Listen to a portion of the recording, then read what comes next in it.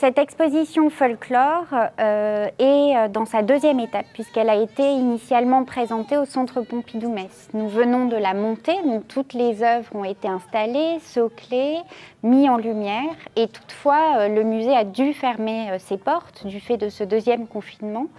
Donc nous attendons la réouverture du site pour pouvoir qu'elle trouve son public.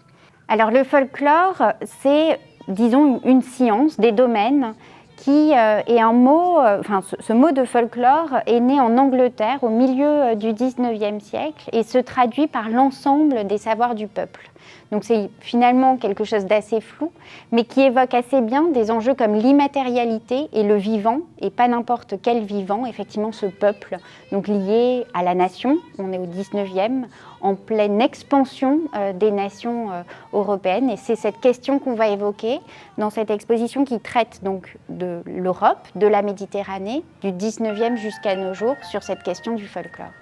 En attendant, je vous propose d'en parler. Cette exposition folklore vise à poser la question de ce folklore. Qu'est-ce que c'est? Une matière vivante avec des domaines qui vont du costume, de l'architecture, d'art populaire, de jouets, etc.